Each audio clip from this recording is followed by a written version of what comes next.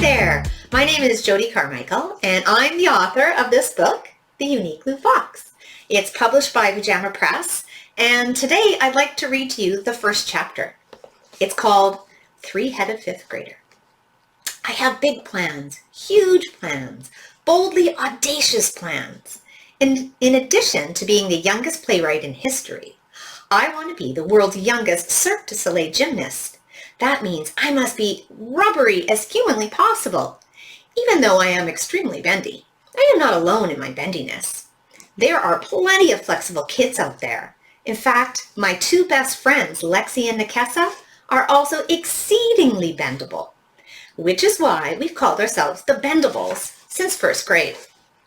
Being surrounded by all this bendability is a constant reminder to practice my flips, splits, and tumbling whenever and wherever possible.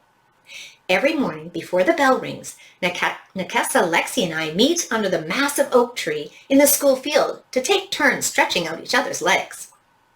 Just like every day, that's what we were doing the day everything began to change. "Remember, Lexi," I said as a cool fall breeze blew my hair in every direction. "No matter what I say, do not let go." I tucked tangled strands behind my ears and pressed my back against the nubby tree bark. Then I kicked my leg out straight. "But what if you beg?" Lexi grabbed my ankle, slowly pushing my leg up toward my shoulder. "Nope." "What if you cry?" A gust of wind rained oak leaves down on us. "Never." "What if your face turns blue?" Nikessa asked, as she zipped up her navy puffer vest. She flung her black braids over her shoulders and began to sing. "If Lou's face turns blue," she trilled, stretching her arms out wide, "what will we do?" Nikessa is forever making up songs about everything. It's my #1 favorite thing about her. My next favorite Nikessa thing is that she raids her dad's closet every morning. Lexi laughed. "Nice song. I like the tune. But why would Lou's face turn blue?" Nikessa shrugged. "Faces always turn blue in movies." "This is not a movie," Lexi replied. She slowly pushed my leg up a few inches. "Imagine if this was a movie. I would be a famous gymnast, dazzling the world with my moves," I said, beginning to feel real pain. "At least if it was a movie, there wouldn't be singing," Lexi said. "Wrong." Nikessa crossed her arms. "There are plenty of movie musicals. What about Annie?" She burst into song again. "The sun'll come out tomorrow." "Bet your bottom dollar she'll sing the whole song," Lexi finished. Nikessa cartwheeled behind Lexi, her long legs poker straight. It was nearly as good as my cartwheels. Another gust of wind blew. Shivering, Lexi propped my leg against her hip so she could pull up her jacket hood. Her pale face looked even tinier encircled by the gray fur trim. "Blue faces," I said, as Lexi pushed my leg up again. "Maybe we can add blue faces into our play." Lexi frowned. "If there are blue faces in the haunting at Lakeside School, I want magic. You already agreed to Nikessa's ghosts. I think I should be able to use my Harry Potter wand." "Fine, magic is in." My hamstrings burned.